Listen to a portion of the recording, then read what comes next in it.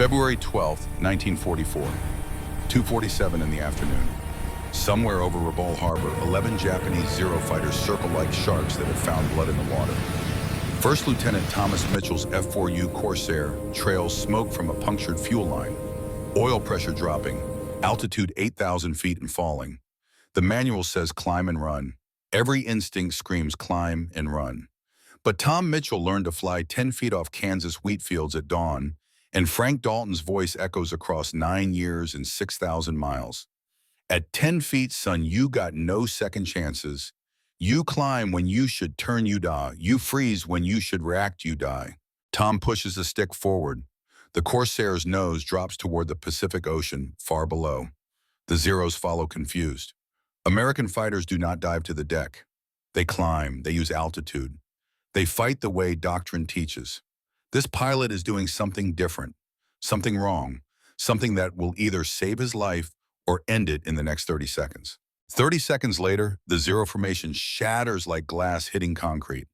A farm boy from Russell County, Kansas, rejected twice by the Navy, mocked by his squadron as too slow, too cautious, lacking killer instinct, has just rewritten Marine Corps fighter doctrine using techniques he learned spraying pesticide over cornfields for 25 cents an hour. This is his story, the story of how crop dusting at sunrise became combat innovation at sunset, how mockery became respect, how a methodical farm boy who thought too much discovered that sometimes thinking is exactly what keeps you alive when courage alone would get you killed. But before we understand February 12th, we must understand March 14th, 1918. The day Thomas Mitchell was born on 200 acres of Kansas farmland that would shape everything he would become. Russell County, Kansas. Wheat and corn country. 3 generations of Mitchells working the same land. Tom's grandfather broke this soil in 1885. His father Samuel expanded it in 1910. Now in 1918, as the Great War ends in Europe and soldiers come home to farms they left behind, Samuel Mitchell holds his newborn son and thinks about legacy, about continuity, about sons following fathers into work that matters. The farmhouse is small, 2 bedrooms, kitchen with wood stove, parlor with Bible on table, and photographs of Mitchell ancestors on walls. No electricity yet, no running water. Outhouse 50 yards from back door. Well pumping yard. Life that requires strength and patience and acceptance that some things cannot be changed, only endured. Samuel Mitchell is 33. Quiet man, speaks in short sentences when he speaks at all. Believes machines tell you what is wrong if you listen. Believes problems have solutions if you think methodically. Believes panic kills faster than mistakes. These beliefs he will pass to his son through example more than words. Sarah Mitchell is 28, school teacher, only woman in 3 counties with college degree from Kansas State Normal School. She teaches 5th grade in Hayes, 8 miles from the farm, rides there on horseback every morning before dawn, returns after dusk. She wants more for her children than farming, wants education, wants opportunities that come from books and thinking, not just muscle and endurance. Tom is eldest of 3, brother Robert, born 1921, sister Emily, born 1923. 3 children who will grow up during prosperity of 20s, then watch it collapse into depression, then scatter when war comes, as wars always come, to pull young men from farms and send some back and bury others in foreign soil. But in 1918, war is over. Future seems possible. Samuel plants wheat and corn. Sarah teaches school. Tom grows up watching his father fix tractors and combines and machinery that breaks, because all machines break eventually. Watching teaches him patience, teaches him observation, teaches him that every problem has logic underneath if you look carefully enough. Sunday dinners matter in the Mitchell house. Every Sunday after church, Sarah makes pot roast. Same recipe her mother made. Same recipe her grandmother made before that. Beef from cattle they raise. Carrots and potatoes and onions from garden. Slow cooked in cast iron Dutch oven on wood stove for 6 hours until meat falls apart when you touch it with fork. The smell fills the small house, fills it with something beyond food, fills it with continuity and tradition, and the knowledge that some things remain constant even when world changes.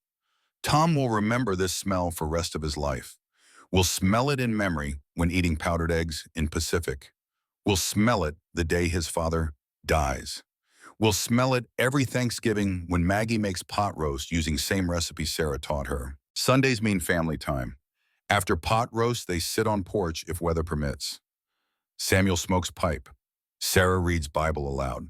Tom and Robert and Emily listen to stories about men who faced impossible situations and found strength through faith, through believing something larger than themselves cared about their survival. Tom is not particularly religious, will never be, but he respects the stories, respects the teaching that fear is normal but giving up is choice. That continuing despite fear is what separates those who survive from those who quit. These lessons sink deeper than scripture, become part of how he thinks about problems and fear and the mathematics of survival. October 1933 changes everything. Tom is 15, working harvest alongside his father, combines running from dawn until dark, wheat pouring into trucks, dust everywhere, heat that makes breathing difficult, work that requires concentration because inattention around machinery means losing fingers or worse. Samuel is driving tractor. Tom is walking behind watching for jams. His father stops suddenly, clutches chest, falls sideways off tractor seat. Tom runs, catches his father before he hits ground, lowers him gently into wheat stubble still sharp from cutting. Samuel's face is gray. Sweat pours despite him feeling cold. Heart attack. Tom knows this even though he is 15 and has never seen heart attack before. Some knowledge comes from instinct, not experience. He holds his father, yells for help, but they are half-mile from house and no one hears. Samuel looks at his son, manages words despite pain crushing his chest. Take care of your mother. Find your own way, son. Then gone. Dead at 48 in wheat field with combines still running and harvest only half finished. Tom sits holding his father's body for 20 minutes before Robert finds them, before Sarah comes running, before the understanding settles that everything has changed and childhood is over and responsibility has arrived early. The funeral is at Hayes Community Church, the same church where Samuel and Sarah married, where Tom and Robert and Emily were baptized, where 3 generations of Mitchells marked the passages of life through ceremony and community and shared grief. The night before the funeral, Sarah gives Tom his father's surveyor compass. Brass instrument from 1885 used to plot farm boundaries, used to establish property lines and find true north when direction was uncertain. Your father wanted you to have this, she says. When you are lost, this finds true north. When you are shared, it reminds you there is always a direction forward. Tom takes the compass, feels its weight, feels the connection to his father and grandfather, and all the Mitchell men who worked this land and died in it and left pieces of themselves for sons to carry. He puts it in his chest pocket. Will carry it there every day for the rest of his life. Will touch it before flight training, before combat missions, before decisions that seem impossible. The compass becomes more than navigation tool, becomes reminder that direction exists even in chaos, that true north remains constant even when everything else spins. After Samuel's death, Tom becomes man of house at 15, works neighbors' farms after school, brings money home, helps Robert and Emily with schoolwork, fixes machinery that breaks because machines always break and someone must fix them. He is good at this, good at diagnosis, good at understanding why engine misfires or why bearing seizes, good at the methodical thinking his father taught through example. Sarah pushes him toward college, University of Kansas. Study engineering or agriculture. Use your mind, Thomas. You are too smart for just farming. But Tom feels trapped between duty and desire, duty to family and farm, and memory of father who died in wheat field. Desire for something else, something he cannot name yet, but feels when he sees aircraft flying over farm at altitude. Freedom maybe, or escape, or just different kind of work that uses hands and mind together. Spring 1934 brings the moment that changes his trajectory forever.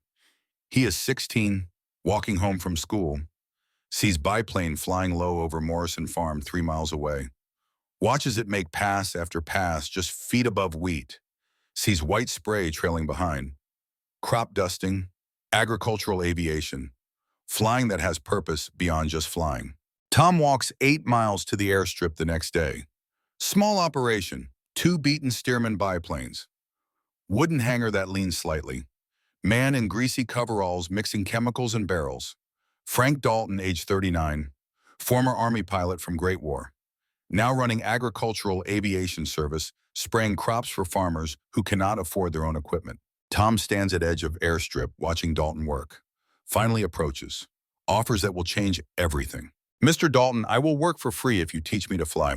Dalton looks up from barrel he is mixing, studies this 16-year-old farm boy with serious eyes and work-hardened hands. Son, I need someone who can mix chemicals and fuel aircraft. I do not need another dead pilot. I am not afraid to die, sir. Dalton laughs. That is exactly the problem. Fearless pilots die first. I need someone who is afraid but flies anyway. Tom thinks about this. Then teach me to be afraid correctly. Dalton stares. Something in this answer reaches him. This farm boy understands fear is tool, not weakness. Understands that managing fear keeps you alive where ignoring it kills you. 25 cents an hour. We start tomorrow at dawn. The education begins before sunrise. No textbooks, no classroom theory, just Dalton yelling instructions from ground as Tom wrestles beaten steermen through low-altitude runs over cornfields. The training is brutal and practical and completely unlike anything taught at formal flight schools. First rule, Dalton teaches fly low, fly smooth, never panic. At 10 feet, you have no margin for error, no altitude to trade for mistakes, no time to think about recovery.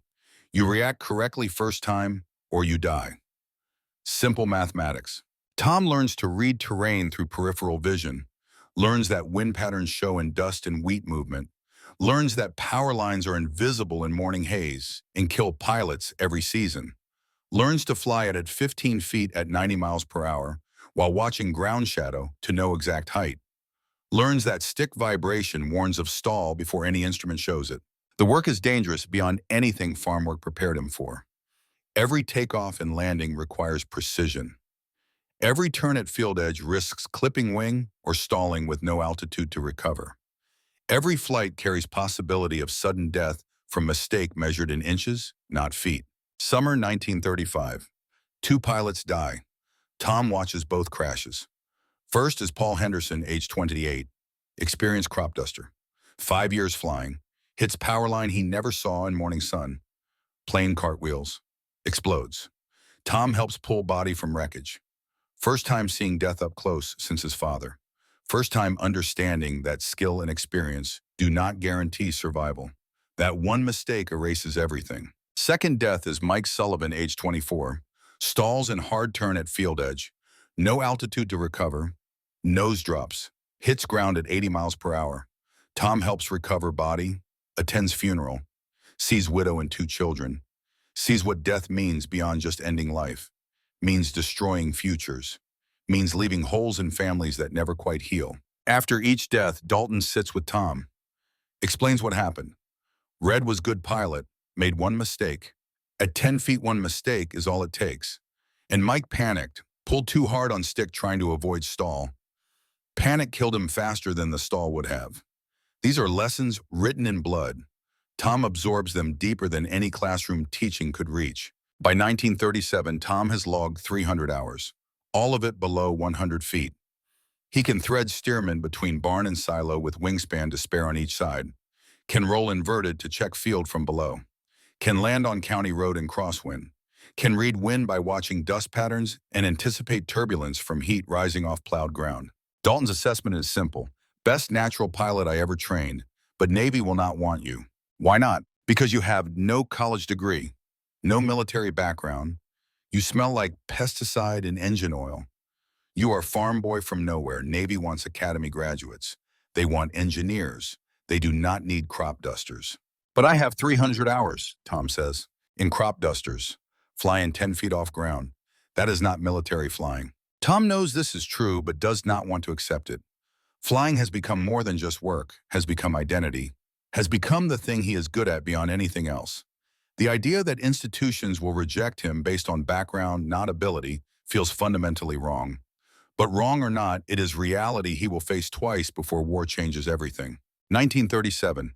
Tom is 19, travels to Kansas City, Navy recruiting office, wears clean clothes borrowed from Robert, fills application carefully, lists 300 hours flight time, lists experience in all weather conditions, lists maintenance knowledge and navigation skills. Recruiter is lieutenant commander, Annapolis graduate, reads application, looks up, laughs. Sun Navy Aviation wants engineers and academy graduates. We do not need farm boys who spray cornfields. Sir, I have 300 hours flight time in crop dusters. Flying 10 feet off ground, that is not military flying. Sir, I can fly formations, aerobatics instruments. Application denied. Next. Tom walks out, takes train home. Mother sees his face, knows without asking what happened. She says this is sign. You should attend university. Use your mind, not just your hands. But Tom cannot think in classroom, can only think in sky. Returns to crop dusting, saves money, waits for chance that seems unlikely to come. 1939 brings second rejection. Army Air Corps this time, different office, same result. Recruiter barely looks at application. Educational deficiency, no college degree, age borderline. Rejected. Tom returns to Kansas thinking maybe he will spray cornfields rest of his life. Maybe that is his fate. Maybe mother is right and he should study agriculture at university. But then fall 1940 brings something that changes how he thinks about everything. Brings someone who sees him differently than institutions do. Brings Margaret Sullivan. Hayes Community Church holds social every month. Dancing and food and opportunity for young people to meet under watchful eyes of elders. Tom attends because mother insists. Stands in corner, feeling awkward in clean clothes that fit wrong. Watches other young men dance with confidence he does not possess. Then he sees her. Margaret Sullivan, new school teacher from Topeka. Age 20, brown hair, green eyes. Quiet strength that reminds him of his mother but softer somehow. She sits in corner reading book while others dance, apart from crowd but comfortable in apartness. Tom walks over. Never good with words but tries anyway. What are you reading? She shows him. Wind, Sand, and Stars by Antoine de Saint-Exupéry. It is about flying, she says. About male pilot who crashed in Sahara Desert. I fly, Tom says, then feels stupid for saying it. In Kansas, she smiles. What do you fly, cows? He laughs. First time he has laughed since his father died. Crop dusters, Stearman biplanes, 10 feet off wheat fields. Her smile changes, becomes real. That is beautiful. That is like poetry, but with machines. They talk for 3 hours. She asks about flying. He actually tells her. About dawn light over fields. About reading wind and wheat. About how at 10 feet you can see individual grasshoppers jumping away from propeller wash. About how sometimes alone over fields with engine roaring and dawn breaking, he feels closer to something true than he ever feels in church. She listens, really listens, then says something that cuts through to truth he has been avoiding. Navy rejected you, did not they? Twice. How did you know? Because you talk about flying like someone who has been told they cannot. Like you are defending it. Maybe I am. Do not. Navy is wrong. You are pilot. Do not let them tell you otherwise. Something in this moment matters beyond words spoken. This school teacher from Topeka sees him not as farm boy or crop duster or educational deficiency, sees him as pilot, sees the thing he is rather than the boxes institutions want him to fit in. That recognition means more than any acceptance letter could. They court properly through fall and winter. Church socials, Sunday dinners with her aunt who raised her after parents died in automobile accident 1938. Long walks discussing books she lends him. Saint-Exupéry, Hemingway, Steinbeck.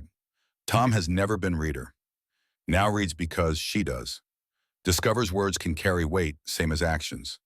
That describing flight well is almost as satisfying as flying itself. Spring 1941, they are officially courting. He is 23. She is 21. Both old enough to know what they want, young enough to believe future is possible despite depression and war clouds gathering over Europe. Summer 1941, she gives him gift that will travel with him through war and return home and carry meaning deeper than object itself. White linen handkerchief, her initials embroidered in corner, simple wheat stalks embroidered along edge. So you remember Kansas skies, she says, wherever you go. I am not going anywhere. Navy does not want me. Maybe not Navy, but something is coming, Tom. I can feel it. World is changing. When it does, they will need pilots, all kinds of pilots, even crop dusters. She is right. Neither knows how right. December 7th, 1941 is 4 months away. If this history matters to you, if you or someone you love served in the Pacific, take a moment to like and subscribe. And if you have stories about farm boys who became pilots, or pilots who used unconventional tactics to survive, share them in the comments. We read every single one. Your memories help preserve these stories for generations who will never meet the men who lived them. Sunday, December 7th, 1941. Tom and Maggie attend church. Plan Sunday dinner at her aunt's house afterward. Walk from church toward house, discussing week ahead. Normal Sunday in Kansas, where biggest concern is whether winter wheat will survive frost expected next week. Then they see people running, shouting, someone's radio blaring from porch, voice cutting through static with news that stops normal world and replaces it with something else. Something that will pull Tom and millions like him away from everything they know. Pearl Harbor attacked, Japanese carrier strike, battleships burning, thousands dead, America at war. Tom and Maggie stand on sidewalk listening, radio reports crackling with urgency and confusion, details emerging slowly, scale of attack becoming clear, Pacific Fleet crippled, war beginning whether America wanted it or not. Tom feels something shift inside. World he knew yesterday is gone. World where Navy rejected farm boys is gone.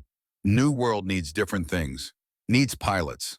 Any pilots. Every pilot.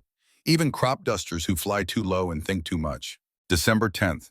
Tom drives to Topeka, Marine Corps recruiting office. Different service, different war, different chance. Gunnery sergeant sits behind desk, age 35. Combat ribbon from Great War. Looks at application Tom fills out. Looks at farm boys sitting across from him. 300 hours flight time. Yes, Sergeant, crop dusting. Can you fly formation? Taught myself, practice with Mr. Dalton. Can you shoot? Grew up hunting, I am decent. Decent is not good enough. We will teach you to shoot. Can you take orders? Yes, Sergeant. Can you kill? Tom hesitates. First honest question anyone has asked. Considers lying. Chooses truth. I do not know, Sergeant. Never had to. Gunnery sergeant nods. Good answer. Liars say yes. Cowards say no. Honest men say they do not know. We will find out. He stamps application. Approved. Tom ships to Pensacola Naval Air Station for flight training, January 1942. Has 1 week before leaving. 1 week to say goodbye to everything familiar. 1 week to prepare for transformation from farm boy to warrior. Last Sunday dinner at home. Sarah makes pot roast. Same recipe, same tradition. Last family meal before Tom leaves for war that will scatter them and change everything. They sit at table that held 3 generations. Eat food that tastes like memory already even while eating it. Sarah tries not to cry. Fails. Thomas, you do not have to do this. Farm needs you. Robert is only 20. Emily is 18. They need their brother. They need America safe more, Tom says. And Ma, you were right. I am too smart for farming. But I am not smart enough for college. I am smart enough for flying. Let me do what I am good at. Brother Robert shakes his hand. You better come back, Tom. I cannot run this farm alone. Sister Emily hugs him. Write to us every week. I will, I promise. Monday morning, Frank Dalton drives Tom to train station, carries Tom's 1 bag. They stand on platform waiting. Dalton finally speaks. Tom, everything I taught you was about staying alive at 10 feet.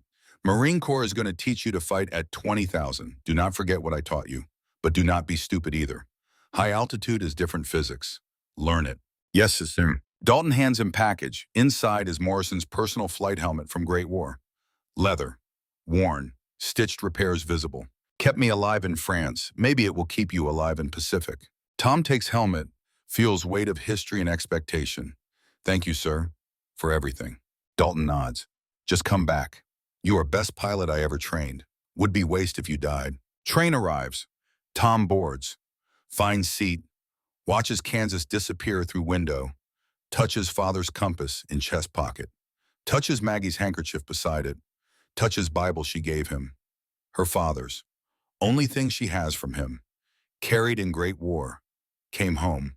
You will come home too, she said. 3 objects connecting him to everything he leaves behind. Father's compass for direction.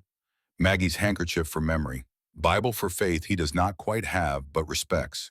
These will travel with him through training and combat and survival. Will return home with him or be shipped back to Kansas in box with his belongings. Either way they matter. Pensacola Naval Air Station. January 1942. Tom is 23. Oldest cadet in class. Most are 19 or 20. Fresh from universities. Quick with mathematics and navigation theory. comfortable with military discipline and hierarchical command. Tom struggles with all of it. Aerodynamics instructor from MIT asks him to explain Bernoulli's principle. Tom says air moves faster over curved wing surface, creates lift. Instructor says that is oversimplified to point of uselessness. Actual fluid dynamics involve equations Tom does not understand and cannot visualize. But in cockpit, Tom excels. His smoothness is immediate and obvious. Landing technique perfect. Aircraft control superior. Flight instructor Lieutenant Commander Jenkins notices after first flight, "Mitchell, your landings are perfect. Almost too perfect. Where did you learn?" "Crop dusting, sir. 300 hours. That explains the smoothness. But you are too cautious in aerobatics, too slow in combat maneuvers. You fly like you are conserving fuel over endless fields." "Yes, sir. That is exactly what I was doing." "Well, stop it. This is combat training. Aggression matters. Speed matters. You need killer instinct." Evaluation reports throughout 1942 repeat the same themes. Excellent aircraft control, superior landing technique, lacks aggressive instinct, too methodical in engagement scenarios, thinks too much, reacts too slowly, recommend reassignment to transport or patrol duty. Tom reads these, feels the Navy rejecting him all over again. Not because of background this time, because of temperament, because he is wired for precision and survival rather than violence and dominance. That difference will mark him through training and deployment, will make squadron mates call him farmer, will make commanders question whether he belongs, will also save his life when aggression alone would get him killed. He writes to Maggie every week. She writes back. Her letters keep him sane through months of being told he is wrong kind of pilot for fighters. March 1942. Dear Maggie, they say I lack killer instinct. Maybe they are right. I have killed rabbits and deer for food. Never killed a man. Do not know if I can. Does that make me wrong for this? Frank taught me to survive, not to kill. Are they different things? I do not know anymore. Love, Tom. Maggie's response, March 1942. Dearest Tom, survival and killing are different. You are training to protect bombers, protect your wingmen, protect America. Sometimes protecting means killing those who threaten. That is not murder. That is defense. You will know the difference when moment comes. And Tom, the fact you worry about this means you are exactly the kind of man who should be flying fighters. Killers do not question. Protectors do. Love, always, Maggie. Her words help. Not enough to change evaluations, but enough to keep trying.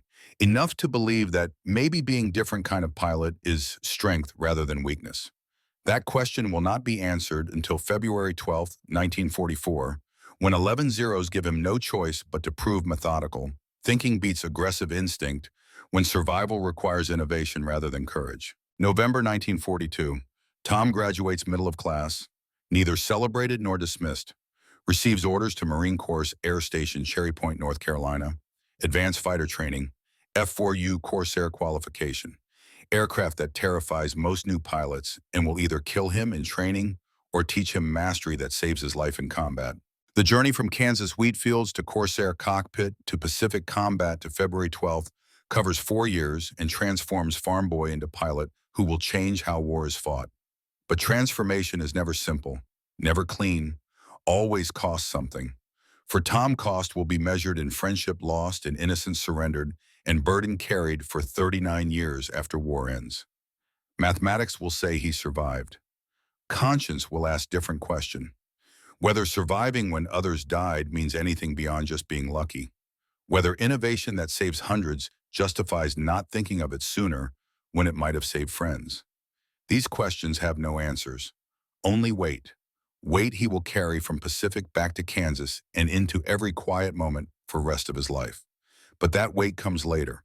First comes Cherry Point and Corsair and deployment and Dave Brennan and Blake's dismissal of ideas that will later save Squadron. First comes the education and how war transforms everyone it touches. How it takes farm boys and makes them into something else, something harder, something necessary, something that can never quite return to what it was before crossing ocean toward islands where young men die in numbers too large to count, and survivors wonder forever why they lived when others did not. Cherry Point, North Carolina, December 1942. The F-4U Corsair sits on tarmac like Predator waiting. 7 tons of aircraft. Inverted gull wing, long nose blocking forward visibility, narrow landing gear prone to collapse. Pratt& Whitney radial engine producing 2,000 horsepower. Machine that has killed more Marines in training accidents than Japanese fighters have killed in combat. Machine Tom will either master or die trying. First time climbing into cockpit, Tom understands why other pilots fear it. Seat sits high, nose stretches impossibly long ahead, blocking view of runway during taxi and takeoff. Controls are heavy, require muscle to move. Aircraft wants to torque left on takeoff from massive propeller. Everything about it screams danger. But Tom loves it immediately. Reminds him of overloaded crop dusters Frank Dalton flew. Temperamental machines requiring constant attention and smooth hands. Not aircraft you fight, aircraft you work with, aircraft you understand through feel rather than just instruments. His squadron mates call him Farmer now. Some mean it as mockery. Lieutenant Jack Wilson from Yale says, "Hey, Farmer, your tractor is waiting on flight line." Others say it with grudging respect after watching Tom's landings. Lieutenant Pete Harrison from Texas says, "Damn, Farmer flies that Corsair like it is easy." Rest of us fighting it, he is dancing with it. Tom does not fit fighter pilot stereotype, does not drink heavily, does not chase thrills, does not boast about skills or conquests, spends free time reading maintenance manuals, asks crew chiefs about engine performance at different altitudes, thinks in systems, how aircraft moves, how formations work, where vulnerabilities exist. Squadron commander is Captain William Blake, age 31, veteran of Guadalcanal. By the book officer who values discipline and formation integrity above individual initiative, does not encourage freelancing, does not tolerate deviation from doctrine, believes thousands of pilots died teaching what works, believes improvising gets men killed. First briefing, Blake addresses new pilots with speech that will echo through Tom's mind for rest of his life. "Gentlemen, we deployed to Pacific in 4 months. Most of you will not survive. Statistics are clear.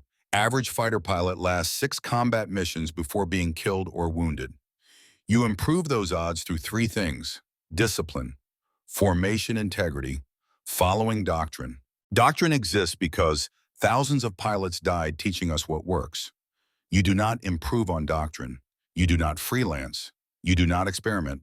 You follow orders, stay in formation, execute tactics proven through blood." Questions. Tom raises hand. "Sir, what if doctrine fails? What if circumstances require adaptation?" Blake stares at him with expression that will become familiar over next months. "Lieutenant, if doctrine fails, you improvise within doctrinal framework. You do not abandon proven tactics for experimental notions." Clear. Yes, sir. But Tom keeps thinking, keeps sketching diagrams in notebook, calculating angles, energy states, trying to understand geometry of why current tactics work and where they might fail. Thinking that gets him in trouble, March 1943, when Blake discovers his notebook during barracks inspection. Blake opens it, reads pages filled with diagrams showing low-altitude attack geometry, ground effect calculations, theoretical evasion maneuvers. His face darkens as he reads Tom's notes. Hypothesis: at extreme low altitude, heavier aircraft may have advantage over lighter, more maneuverable opponents due to ground effect stability and reduced attack geometry. Mitchell, what is this? Personal notes, sir. Studying tactics. These are not standard tactics. These are, Blake reads aloud, unconventional approaches that violate altitude doctrine. What the hell is this? Sir, I was thinking about how crop dusters fight wind and terrain at low altitude. Wondering if same principles might apply in combat if... You were thinking. That is the problem, Lieutenant. Your job is not to think. Your job is to execute. To follow doctrine developed by men with far more combat experience than you will ever have. Yes, sir. You questioning doctrine, farm boy. No, sir. Just trying to understand it. Understanding is fine. Reinventing is not. We fight the way we have been taught. The way that keeps Marines alive. Your creativity will get men killed. Stick to procedures, Lieutenant. Blake throws notebook back. Tom picks it up, says nothing, but knows something important just happened. His ideas have been dismissed, marked as dangerous, forbidden. That dismissal will cost lives, will cost Dave Brennan his life, will haunt Tom for decades, wondering if speaking up harder might have changed outcomes. But in March 1943, he just closes a notebook and stops mentioning low-altitude tactics to anyone. November 1943. VMF 124 deploys to South Pacific, shipped from San Diego through Panama Canal to Espiritu Santo, then north to Torquina Airstrip on Bougainville, muddy/carved into jungle, home to 2,000 Marines and dozen barely functional Corsairs, heat that turns flight suits into sweat-soaked second skins, humidity that fogs goggles within seconds, conditions that test endurance before enemy ever appears. Combat reality is worse than training prepared them for. January 1944, VMF 124 flies bomber escort missions to Rabaul, Buka. Japanese Zeros tear into formations with methodical violence, attack from above with Sunnet backs, closing speeds exceeding 500 miles per hour, head-on passes that give seconds to react before they flash through formation, leaving death behind. First 4 weeks of January, 8 pilots killed. Tom watches pattern repeat. Zeros position themselves ahead of bombers. Roll inverted, dive straight through formation. Marines try to climb and meet them. Bleed speed, become easy targets. Doctrine says maintain altitude, use speed, and diving attacks never turn with zero. But doctrine assumes you have options, assumes you can choose when to engage. Escort missions strip away those advantages. Tom meets Lieutenant David Brennan his second week at Torquina. Dave is 24, from Boston, Irish Catholic family, youngest of 7 children. Talks fast, thinks fast, flies aggressive. Everything Tom is not. But Dave does not mock Tom's caution, respects his smoothness, his precision, his methodical thinking. They are assigned as wingmen, partnership that works because they are opposites. Dave covers Tom's caution with aggression. Tom covers Dave's aggression with precision. They keep each other alive through January when so many others die. After mission, January 28th, they sit outside tent drinking coffee that tastes like burnt metal. Dave says, "Farmer, you fly too careful. You are going to get bounced staying predictable like that. Staying alive by being smooth, not fancy. There is difference between smooth and slow, Tom. You are smooth, but you are also slow to engage. That hesitation will kill you. My hesitation keeps me from making mistakes. Your hesitation keeps you from making kills. We are not crop dusting here. I know what we are doing." Dave softens. "I know you do. Just do not think so much. React. Trust your instincts." "My instincts say stay low and fly smooth." Dave laughs. "Your instincts are crop duster instincts. You need fighter instincts now." But they are friends despite differences. Good friends. Maybe only real friend Tom makes in squadron. Dave covers for Tom when Blake criticizes his caution. Tom helps Dave study navigation when Dave struggles with plotting courses. They write letters home on same schedule. Dave to large family in Boston, Tom to Maggie in Kansas. Both maintaining connection to world that seems impossibly distant from mud and heat and daily possibility of death. Breakfast before missions becomes ritual. Tom will remember rest of his life. They serve powdered eggs at 0600. Supposed to be scrambled, but come out looking like yellow paste. Burnt coffee strong enough to strip paint. Sometimes toast if supply ship arrived. Sometimes bacon so overcooked it shatters when you bite it. Tom sits eating powdered eggs thinking about real eggs, fresh from hen house on Kansas farm. Fried in butter, with edges, crispy. Tastes completely different from this yellow paste that has no flavor except chemicals used to preserve it. Thinks about bacon his mother cooks Sunday mornings. Thick slices, fried slow until fat rendered, and meat was crispy but not burnt. Smell that filled farmhouse and meant family and safety and normalcy. Dave notices him staring at eggs, homesick farmer, thinking about real food, real eggs, real bacon, real coffee that does not taste like diesel fuel. Dave grins. "When we win this war, first thing I am doing is going to my mother's house. She makes corned beef and cabbage, potatoes, soda bread, real food. You come visit Boston. My mother will feed you until you cannot move. Deal. You come to Kansas. My mother makes pot roast, slow cooked for 6 hours. Meat falls apart when you look at it. It is promise they make without knowing one of them will not keep it. That Dave will die before war ends. That Tom will visit Boston in 1946 to tell Davia's mother how her son died. We'll eat corned beef and cabbage while Dave's mother cries. We'll taste food Dave loved and feel guilt that he is eating it while Dave is bones scattered somewhere in Pacific." But in January 1944, they do not know this yet. Just know they are friends. Know they watch each other's backs. Know that friendship in war means different thing than friendship in peace. Means trusting someone with your life. Means knowing they will risk theirs for yours. Means connection deeper than words, because words cannot carry weight of shared fear and shared survival. February 10th brings mission that breaks something in Tom. Escort to Rabaul. 12 Corsairs, 18 Dauntless dive bombers. Standard procedure. Tom and Dave flying wing together. Zero's attack from 22,000 feet. 15 of them diving through formation like hawks through pigeons. Blake calls the break. Formation scatters. In chaos, Tom sees Dave's Corsair get hit. Smoke trails from engine. Dave's voice on radio crackles through static. I am hit, losing oil pressure. Stay with me, Dave, we will get you home. But 2 zeros on Dave's tail. Tom tries to intervene. Doctrine says maintain speed, extend, re-engage from advantage. Tom follows doctrine. Extends, climbs, repositions. Takes maybe 30 seconds, maybe 40. When he comes back around, Dave is gone. Sees Dave's Corsair trailing fire, spinning down toward ocean. No parachute. Dave rides it in, hits water, explodes. Gone. Tom radios. Dave. Silence. Blake's voice cuts through. Mitchell break off. Return to formation. Tom stares at oil slick where Dave hit. Doctrine said, extend and regroup. Doctrine got Dave killed. Or did it? Maybe Tom was too slow. Maybe if he had been more aggressive, less methodical, less cautious. Maybe if he had ignored doctrine and turned back immediately instead of following procedures. Mitchell, return to formation. Now. Tom climbs, rejoins, finishes mission, lands. That night sits intent holding Dave's photograph. Dave smiling, cocky, alive yesterday, dead today. Writes letter to Dave's family in Boston. Hardest letter he will ever write. Your son was brave pilot and good friend.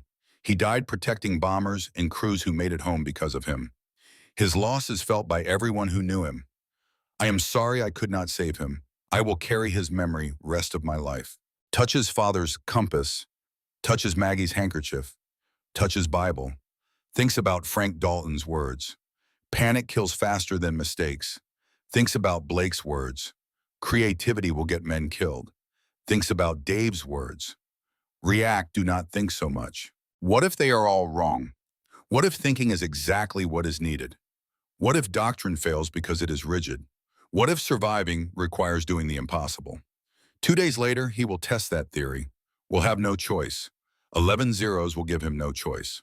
February 12th begins like every combat mission with breakfast that reminds pilots they are American. Powdered eggs, burnt coffee, toast if you are lucky, food that tastes nothing like home but exists in quantities that prove industrial superiority. Americans have food, have supplies, have abundance even in ration form. Japanese are starving. That difference matters more than tactics sometimes. Tom sits alone in mess tent. Dave's empty seat across from him. Other pilots give him space. Everyone knows he lost his wingman 2 days ago. Everyone knows it could be them next. He eats without tasting, drinks coffee without feeling heat, goes through motions because missions continue regardless of grief. Sergeant Patrick O'Neill finds him. O'Neill is 29, crew chief, Irish immigrant from County Cork. Short, stocky, grease-stained hands that have kept Tom's Corsair flying through 3 months of operations. Patching bullet holes, scrounging parts, coaxing performance from engine that has exceeded rated hours. O'Neill sits. Lieutenant, I am sorry about Brennan. He was good lad. Tom nods, cannot speak yet. His aircraft took hits in oil cooler. Nothing could have saved him once that happened. Was not your fault. I should have reacted faster. Reacting fast is how pilots die. Reacting smart is how they survive. You are smart pilot, sir. Do not forget that. 0800 hours. Briefing. Major Grayson stands at front with maps showing Rabaul Harbor. Target is shipping and dock facilities. 12 SBD Dauntless dive bombers, 6 Corsair escorts. He pauses. Lets that sink in. 6 escorts for 12 bombers is light protection. Someone is going to die today. Question is who? Maximum range mission. Fuel will be critical. Expect heavy fighter opposition. Intelligence reports at least 30 zeros based at Rabaul and Tobera airfields. They will intercept. Blake adds standard tactics apply. Maintain altitude. Protect the bombers. Disengage if overwhelmed. Tom raises hand. Sir, what altitude will bombers be flying? Grayson checks notes. 14,000 feet on approach. Diving to 8,000 for bomb runs. Tom asks question that will get him nowhere. And if we get bounced from above at 14,000, Blake's expression hardens. You follow doctrine, Lieutenant. Extend, regroup, re-engage if possible. Tom wants to say more. Wants to mention low altitude tactics. Wants to suggest different approach. But remembers March when Blake dismissed his ideas. Remembers being told creativity gets men killed. Says nothing. Sits down. Feels weight of certainty that today will go bad. Pattern is too familiar. Bombers at medium altitude. Zeros diving from above. Marines trying to climb to meet them. Losing speed, becoming targets. Dave died this way 2 days ago. Who dies today? Walking to aircraft, Tom makes decision that violates every rule. He is going to fly his way if situation requires it. If bounced, if separated, if doctrine fails again, he will do what Frank Dalton taught him. Go low, use terrain, fight where physics favors him. Does not tell anyone. Does not ask permission. Just decides. O'Neill finishes pre-flight checks on Corsair tail number 57. Fuel tanks topped off, sir. Guns loaded 600 rounds per gun. Oil pressure running slightly high but within limits. She will fly. Tom hesitates, then says something that surprises both of them. Pat, I need you to do something unusual. O'Neill's eyes narrow. How unusual? I need gun sight adjusted. Lower the pipper 2 degrees. O'Neill blinks. Sir, that will throw off your aim at normal combat ranges. I know. Do it anyway. O'Neill stares. Understands something Tom is not saying. You planning something stupid, Lieutenant? Maybe. Or maybe something smart that looks stupid. O'Neill studies him, then nods. I will adjust it. But sir, whatever you are planning, do not die doing it. I do not want to write another letter to another family. I will do my best, Pat. Tom climbs into cockpit, seat worn by pilots who came before. Some lived, some died. He wonders which category he joins today. Touches father's compass in left chest pocket. Touches Maggie's handkerchief in right chest pocket. Touches Bible in map case. Whispers words no one hears. Frank, if you are watching, I am going to use everything you taught me. Dad, I am finding my own way. Maggie, I am coming home to you. Dave, voice breaks. Dave, I am sorry I could not save you, but I will fight for the ones I can save. Engines start. Pratt and Whitney radio coughs blue smoke. Catches with roar. 18 cylinders, 2,000 horsepower. Machine that will either kill him or save him, depending on decisions he makes in next 3 hours. Formation taxis to runway. Takes off into gray morning sky. Climbs northwest over ocean toward Rabaul. 110 miles, 45 minutes at cruise speed. Tom settles into rhythm. Scan instruments, watch formation.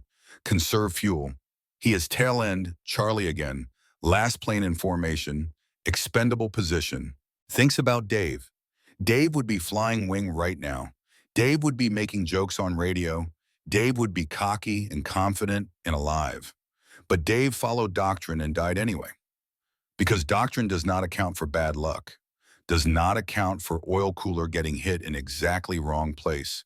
Does not account for 30 seconds being difference between saving wingman and watching him die. Radio crackles. Blake's voice. All flights fuel check. Tom checks gauge. 3/4 full. Enough for mission if everything goes perfectly. Not enough if combat gets extended.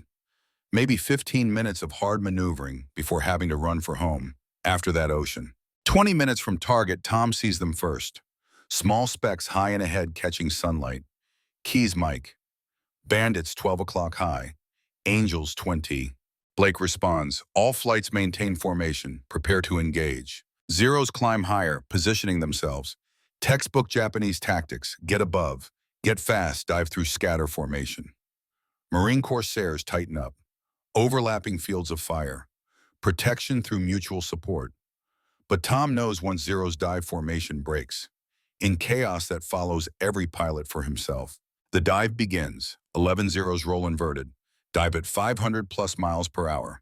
20mm cannons firing. Tracers arcing down like deadly rain. Sky erupts into violence. Blake calls it. Red flight brake right. Blue flight brake left. Tom brakes hard right. G forces crush him into seat. Vision tunnels. Zero flashes past so close Tom sees pilot's face. Young, focused, professional. Tom pulls around trying to track, but Zero already climbing away. Untouchable. Another Zero comes at his 7 o'clock. Dave's voice echoes in memory. Bandit, 7 o'clock. But Dave is not here. Dave is dead. Tom is alone. Tom snap rolls, dives, extends. Zero follows. They are at 8,000 feet and dropping fast. Doctrine says extend use speed to separate, then zoom, climb back to altitude. Tom looks at fuel gauge. Half tanks. Not enough to climb and fight again. Not enough for doctrine to work. He makes decision that changes everything. Instead of zoom climbing, pushes stick forward. Keeps diving. 6,000 feet. 4,000. 2,000. Ocean surface rushing up gray and endless. Zero pilot hesitates. Americans do not do this. They climb. This one is running out of sky. Confused, the Zero pilot pulls up slightly uncertain. Tom levels off at 50 feet above waves. Corsair shudders in ground effect exactly like crop dusters shuddered at 10 feet over wheat. Thick air cushions aircraft. He throttles back to 200 miles per hour. Feels the aircraft settle into rhythm he knows from Kansas. This is home. Not at 20,000 feet in thin air, but here, at deck level, where mistakes kill instantly and smoothness keeps you alive. Zero overshoots. Has to pull up hard to avoid water. Flashes overhead. Pilot fighting for control. Two more Zeros dive on him. Tom does what no Marine pilot has ever done in Pacific theater. Flies Corsair like crop duster. Hard jink left following wave trough. Snap right following swell. Reading ocean like wheat field. Peripheral vision tracking threats. Ground effect cushioning aircraft. Zeros try to follow, but at 50 feet they lose visual picture. Water below confuses depth perception. They pull up, reposition, frustrated, cannot set up clean shots on target that moves like this. Tom keeps moving. Violent banks. Sudden climbs to 100 feet. Drops back to wave level. Never holding steady line. Never giving stable target. Frank Dalton's voice echoes. Fly low, fly smooth, never panic. He is not panicking. He is dancing. This is what he was born to do. Zero circle, unable to set up clean shots. Try bracket attack from both sides. Tom sees them converging. Does what Dalton taught over cornfields. Rolls inverted, pulls through, reverses direction so violently airframe groans. Zeros committed to intercept angles, shoot past each other. Formations disrupted. One climbs, other breaks right, both temporarily confused. Tom drops back to 50 feet. Ocean surface is his terrain now. Reads swells, wind patterns. Waste sunlight reflects off water. Jinks right following trough. Snap rolls left as another Zero makes gunnery pass. Thick air at sea level gives Corsair unexpected stability. Ground effect cushions aircraft. Reduces need for constant trim adjustments. Corsair's weight disadvantage at altitude becomes anchor here. Prevents it from being thrown around by turbulence. Zeros are struggling. At 50 feet, their speed advantage evaporates. Cannot dive on him without risking water impact. Cannot turn with him at this altitude without losing sight of horizon. Tom is flying an environment they never trained for, using ocean as wall that compresses their attack geometry. He throttles up, accelerates to 250 miles per hour, flies straight for 30 seconds. Three Zeros line up behind him, thinking they have him cornered. Tom waits, counts silently, then chops throttle and deploys 15 degrees flap. Corsair decelerates violently. Lead Zero overshoots. Pilot yanking back to avoid collision. Second Zero breaks left. Third pulls up. Tom retracts flaps. Adds power. Turns inside climbing Zero's arc. First time in engagement, he has firing solution. Squeezes trigger. 650 caliber machine guns hammer. Tracers walk across Zero's fuselage. Smoke pours from engine. Zero rolls right streaming fuel. Augers into ocean 200 yards ahead. Explodes on impact. First hero, Tom feels no triumph, just grim satisfaction. Mathematics worked. Physics worked. Frank Dalton's teaching worked. Remaining Zeros circle higher. Uncertain. American fighters do not fight like this. Do not stay low. Do not use water as shield. This pilot breaks every rule and it works. They are confused, frustrated, running low on fuel themselves. Tom checks fuel gauge, less than quarter tank, maybe 20 minutes before engine quits. Turns south, stays at 50 feet, jinking randomly, making himself impossible target. Zeros follow for few minutes, then break off, unwilling to burn fuel chasing single aircraft at wavetop level. Tom is alone over Pacific. Flight back to Torokina takes 43 minutes. Stays at 50 feet until crossing into Allied airspace. Engine coughs twice.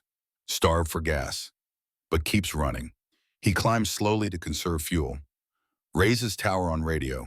Tower, this is 5-7, requesting priority landing. Low fuel. Tower clears him immediately. He brings Corsair in on fumes, touches down hard, rolls to stop at end of runway. Engine dies as he turns off taxiway. Ground crew runs toward him. Tom unbuckles, climbs out, stands on wing, legs shaking from adrenaline and fatigue. O'Neill arrives first, stares at aircraft. Sir, your wings are covered in salt spray. How low were you flying? Tom's voice is hoarse, lower than I should have been. Blake arrives minutes later. His Corsair took hits in fight. He lost one pilot, rest of squadron scattered.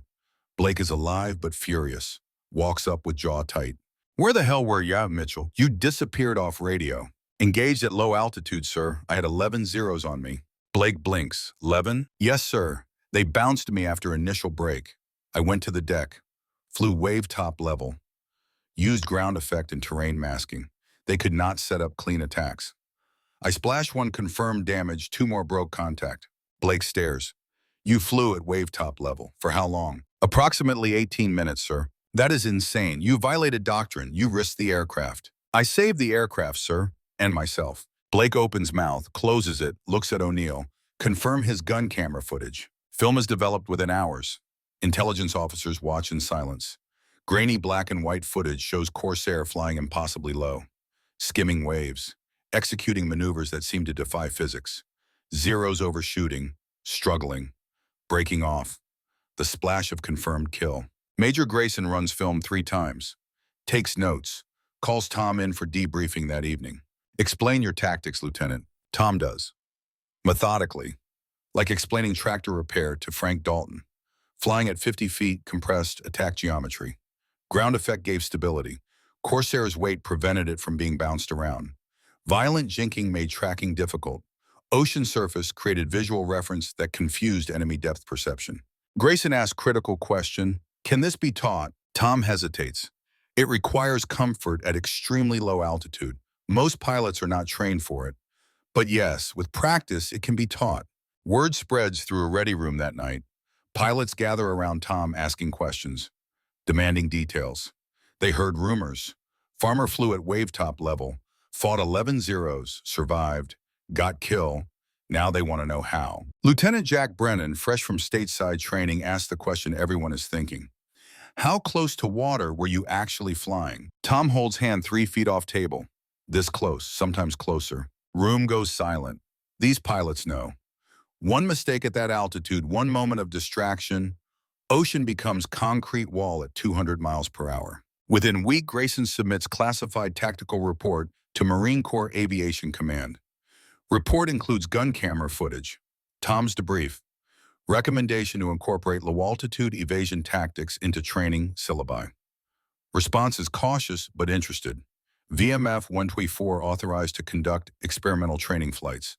Tom assigned as instructor. That night, ready room transforms. Someone produces whiskey hidden in maintenance locker. O'Neill brings guitar borrowed from another unit. Pete Harrison leads squadron in singing You Are My Sunshine off key but loud. Marines celebrating not just Tom's survival, but possibility that maybe there is way to fight back, way to turn disadvantage into advantage. Blake, for first time in 3 months, smiles, walks to Tom, extends hand. Mitchell, I was wrong. You were right. Your farm boy tactics just gave us fighting chance we did not have before. Tom shakes hand, feels weight lifting. Not all of it. Dave is still dead. 8 pilots from January still gone. But this feeling of being believed, of innovation, validated, of saving future lives, this is something. This is elation mixed with grief. This is victory that costs too much but matters anyway. Pilots slap his back. Call him Professor Farmer. Mean it with respect now, not mockery. Harrison hoists beer. To the farmer who taught us to fly at 50 feet. Squadron roars. To the farmer. Tom thinks Dave should be here. Should be celebrating. Dave would be proud. Wherever he is, Dave would be proud. But Dave is bones in Pacific, and Tom is alive. And that difference will haunt him for 39 years, wondering why he survived when better men did not. But tonight is not for haunting. Tonight is for believing that maybe innovation matters. That maybe thinking saved lives. That maybe farm boy who flew too low discovered something worth teaching. What Tom did on February 12, 1944, saved hundreds of lives over following months. If you served in military, or if your father or grandfather flew in World War II, we would love to hear their stories. Share in comments below. Your memories help preserve this history for future generations who will never meet the men who lived it. Spring and summer 1944. Tom's technique spreads quietly through Marine squadrons in Solomon Islands. Pilots call it crop dusting or wave hopping. Intelligence reports from captured Japanese pilots mention American fighters using unpredictable, low-altitude evasion over water. One report translated from Japanese describes it simply.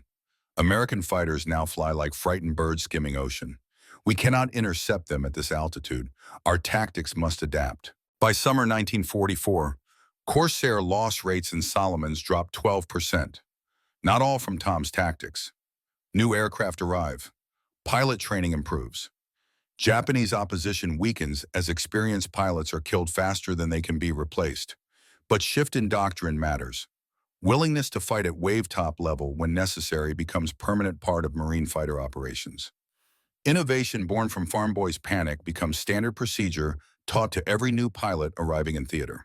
Tom flies 16 more combat missions through May, trains 6 pilots in low-altitude tactics, 3 survive war, 2 die in unrelated incidents. 1 Lieutenant Pete Harrison survives and becomes instructor himself, teaching next generation what Tom taught him.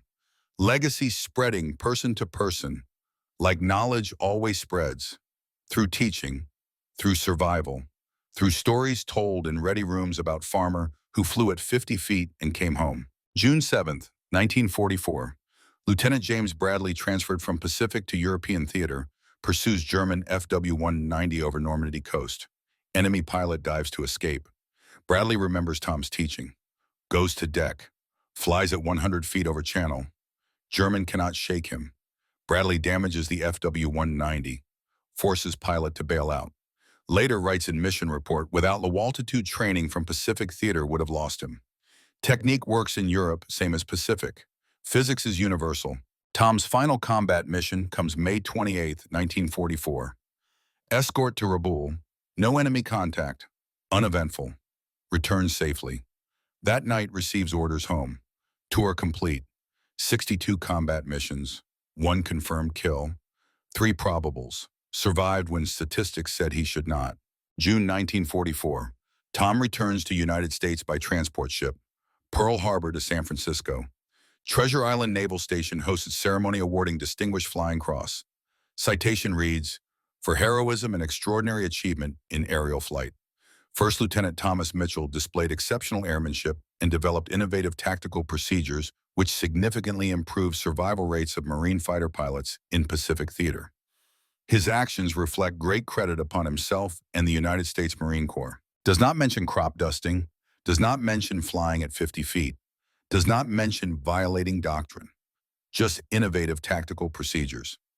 Tom stands at attention while Admiral pins medal. Thinks about Dave Brennan, who died following doctrine.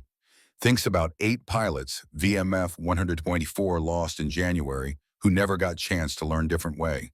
Thinks medal should have their names, not his. After ceremony telegram waiting. Tom stop. Train station Topeka, June 15th. Stop. I will be waiting. Stop. Come home to me. Stop.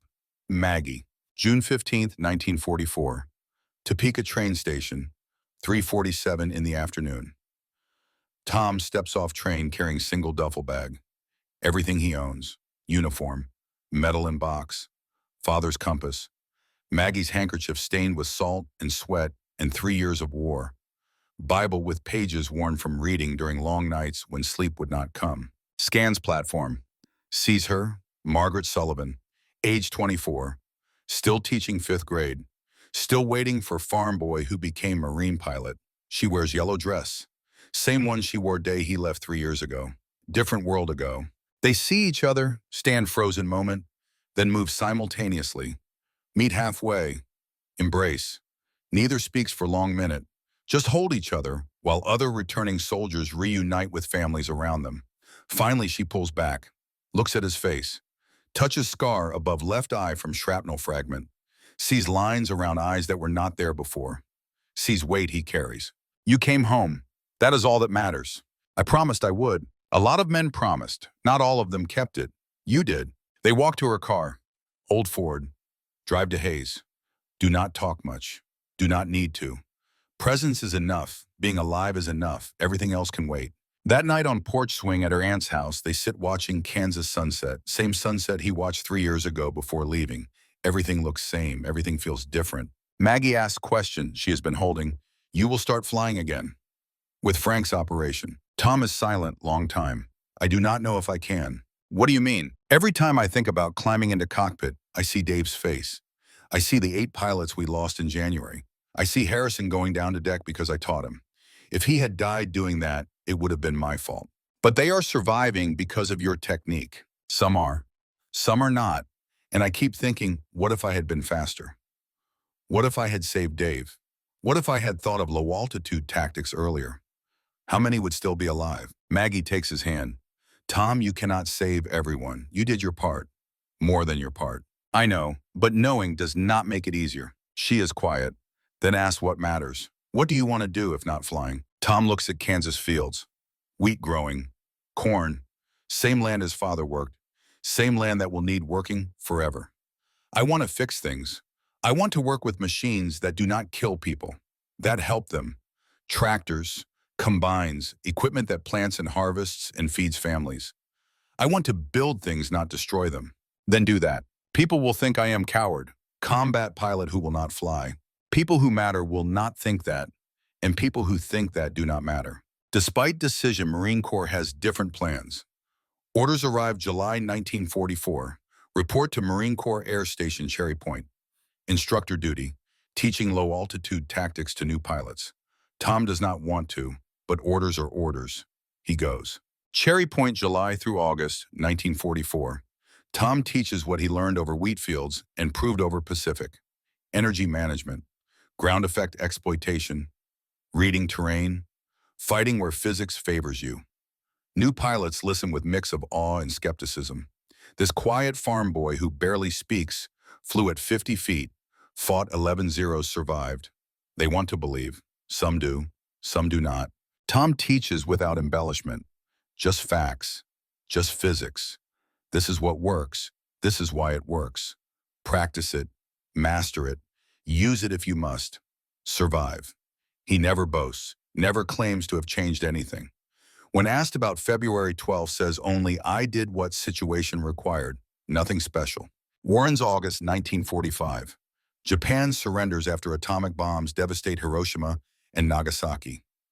Tom is at Cherry Point when news arrives. Pilots celebrate, drinking, shouting joy. We survived, we won, we are going home. Tom celebrates quietly. Thinks about pilots who did not survive, about Dave, about 8 in January, about hundreds of others whose names he does not know, but who died in same war he survived. Survivor's guilt is real, does not fade with victory, just becomes different weight to carry. September 15th, 1945. Hayes, Kansas. Tom and Maggie marry at Hayes Community Church. Small ceremony. His family, her aunt, Frank Dalton. Few Marines from Cherry Point who traveled to attend. Simple wedding. No grand celebration, just acknowledgement they survived separately and can build life together. Reception in church basement. Coffee and cake. Veterans talking quietly about missions they remember and friends they mourn.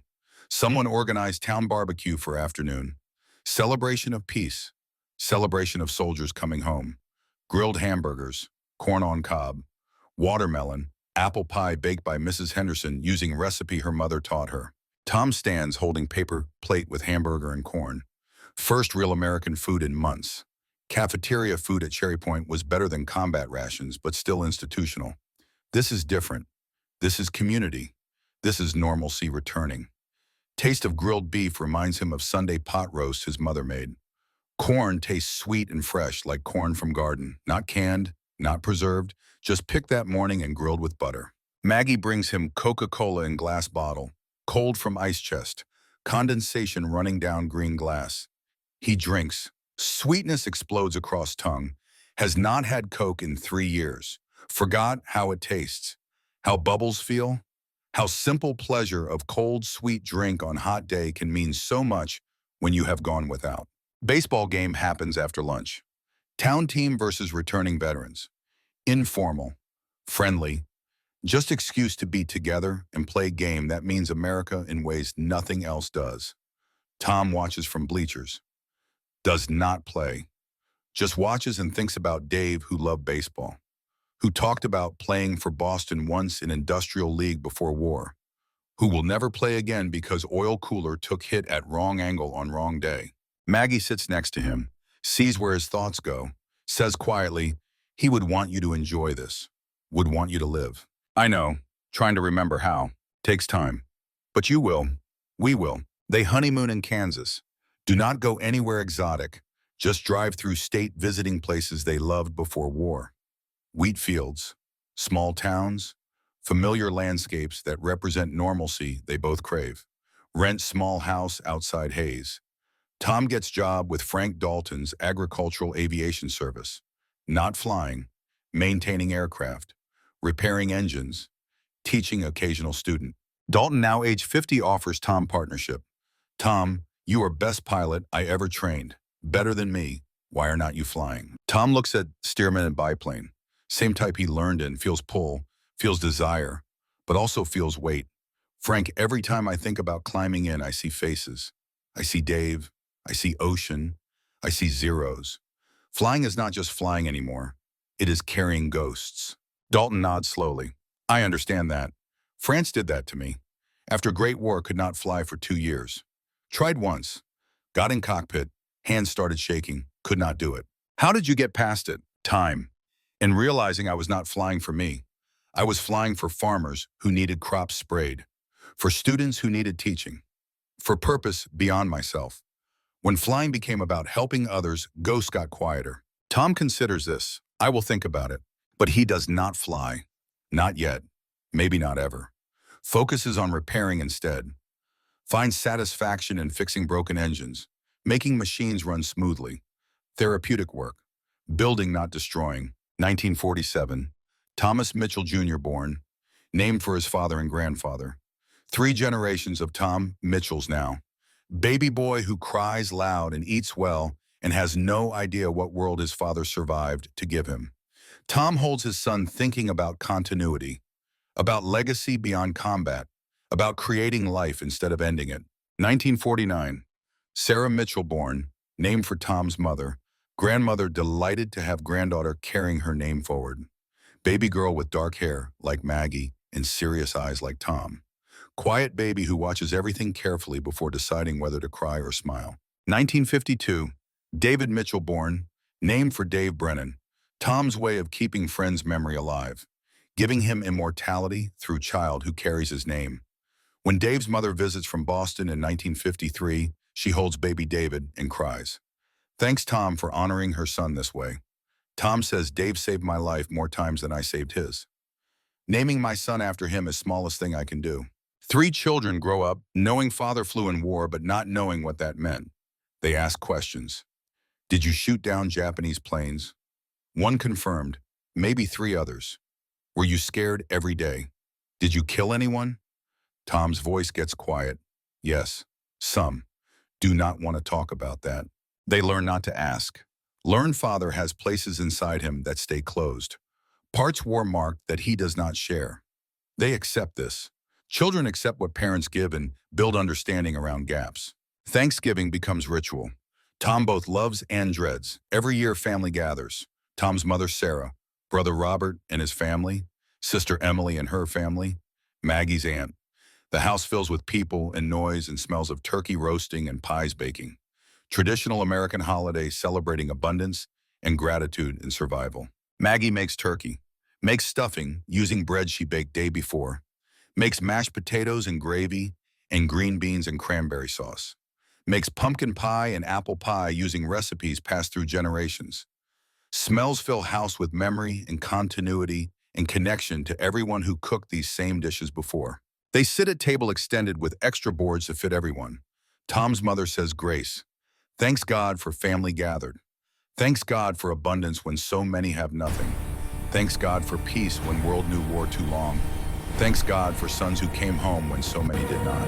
During prayer, Tom thinks about Dave, about 8 pilots from January, about Marines who will never sit at Thanksgiving table with families, about empty chairs everywhere across America. Maggie squeezes his hand under table. She knows where his thoughts go, knows gratitude and grief sit together at every holiday, knows surviving means carrying those who did not. After dinner, children play outside. Adults sit drinking coffee. Tom's mother asks question she asks every year. Thomas, when will you fly again? Maybe never, Ma. Maybe that part of my life is over. Seems waste of talent. Lots of things are waste. War is biggest waste. Wasting talent seems small compared to wasting lives. She does not push, just nods. Accepts that her son came home different from boy who left. Accepts that some changes are permanent. 1974 brings discovery that changes how Tom understands his legacy. Thomas Jr., age 27, researching family history at University Library. Looking for something else. Opens Marine Corps Training Manual. Random page. Sees phrase that stops him. Mitchell-Low altitude evasion. Official doctrine. Reads description. Matches what father described vaguely about tactics. Confused, he researches more. Finds articles. Finds references. Finds gun camera footage archived at military museum.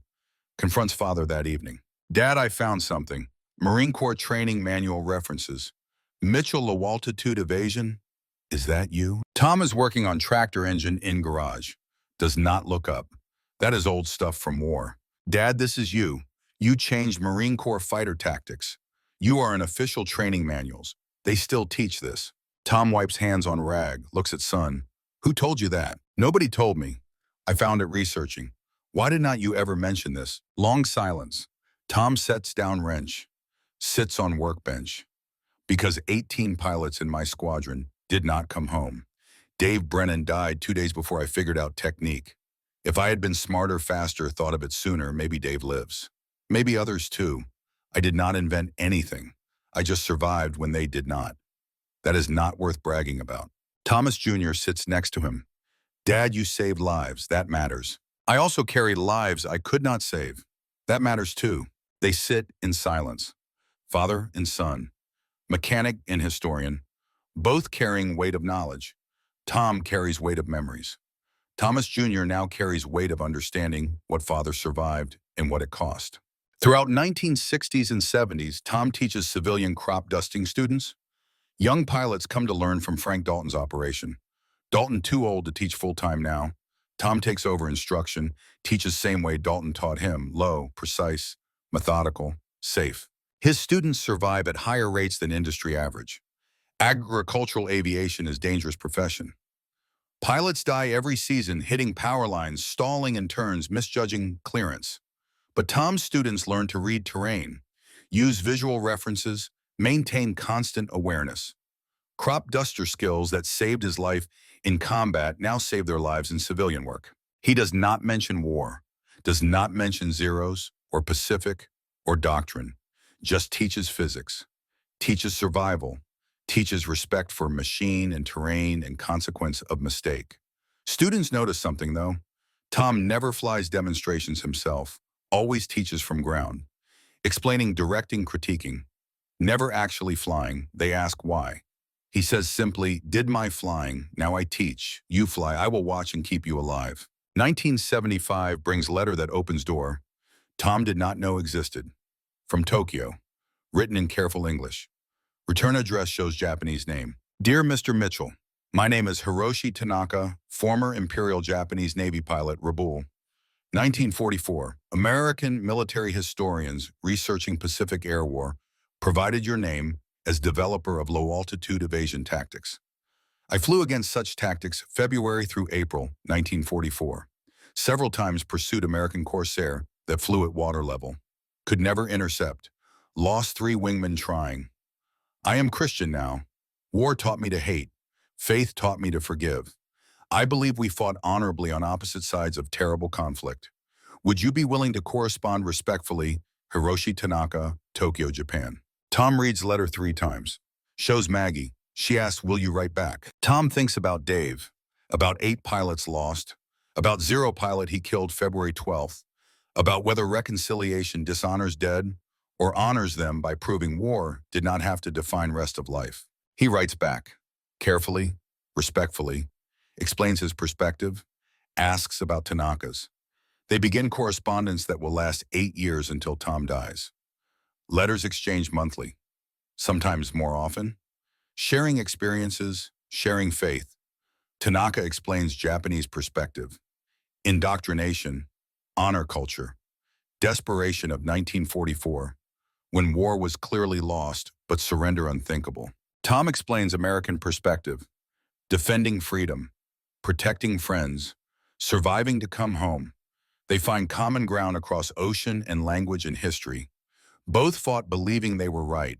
Both discovered war is more complicated than propaganda suggested. Both found faith after combat. Both chose peace over continued hatred. They never meet in person. Distance and age and expense prevent it, but find understanding through letters that neither expected. Former enemies becoming something like distant friends, not forgetting what they were, just acknowledging what they became. 1980 brings Frank Dalton's death, age 85. Peaceful at home.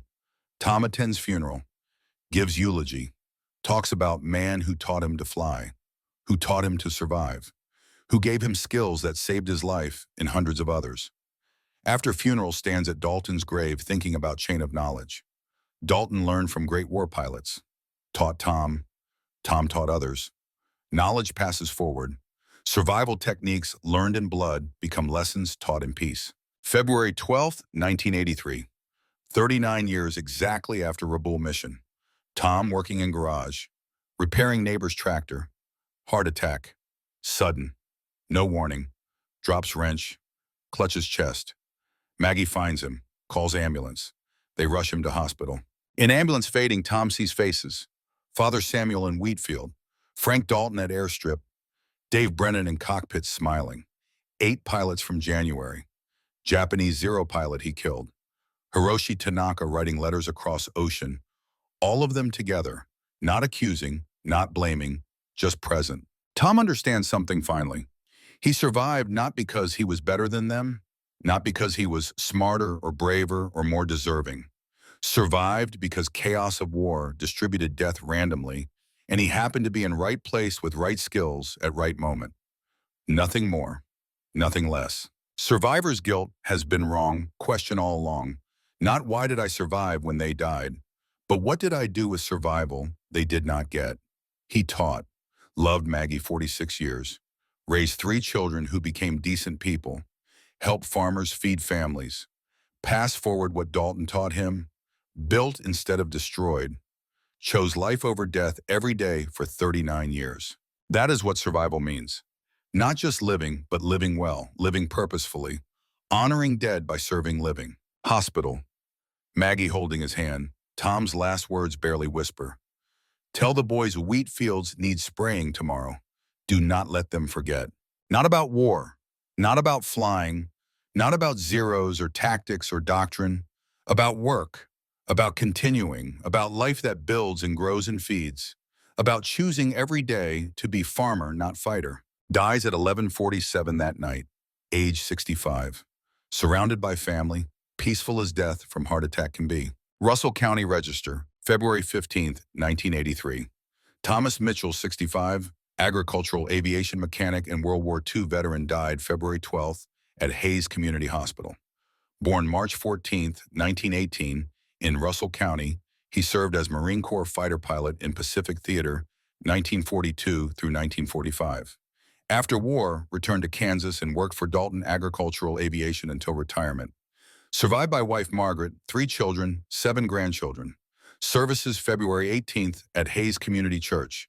In lieu of flowers, family request donations to Kansas Aviation Museum. No mention of technique, no mention of doctrine changed, no mention of lives saved, Just mechanic who served and came home and lived quietly. Most people reading it have no idea what he contributed. Do not know about February 12th, 1944. Do not know about 11 zeros. Do not know about low altitude evasion becoming official Marine Corps doctrine. Do not know about 12% loss reduction. Do not know about pilots who survived using techniques Farm Boy developed. But pilots know. 60 former Marine pilots attend funeral. Old men now, white-haired and slow-moving. But they come. From California, Texas, Florida, Maine. Word spread through veteran networks. Thomas Mitchell died. The Thomas Mitchell, one who flew at 50 feet, one who changed everything. They come to pay respects, to say goodbye, to acknowledge debt never mentioned while he lived because he did not want acknowledgement. Lieutenant Colonel Pete Harrison, retired, speaks. I flew with Tom Mitchell in VMF 124, February 12, 1944. He fought 11 zeros at wave top level using techniques no one had tried. 3 weeks later, I used what he taught me. 4 zeros jumped me. I went to deck. They could not follow. I survived. Tom saved my life without being there. But Tom never bragged, never sought credit, just went home to Kansas and fixed tractors and loved his family. That is real heroism. Not combat, not kills, coming home and living well. Tom did both. Margaret speaks last. Tom carried war inside him for 39 years, carried faces of men who died, carried guilt about Dave Brennan who died before Tom found answer, carried weight of knowing his techniques saved hundreds, but could not save friends next to him. That burden never left, but he carried it with grace, raised children who became decent people, fixed thousands of engines, helped farmers, taught students, loved me, lived good life despite ghosts. That is his legacy, not technique, not medals, not recognition. Life lived with dignity despite cost. Life that honored men who died by living well. Tom Mitchell never sought recognition, but his legacy lives in every pilot who learned low-altitude evasion, in every family that got their loved one home safely because of techniques he developed. If you knew veterans like Tom, quiet heroes who served and came home and never bragged, please share their stories in comments.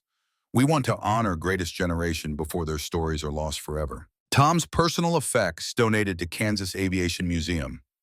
Display includes Father's compass from 1885, Maggie's handkerchief worn and faded, Bible from her father, Dalton's Great War helmet, Distinguished Flying Cross, gun camera footage from February 12th, notebook with low-altitude calculations that Blake once confiscated later returned.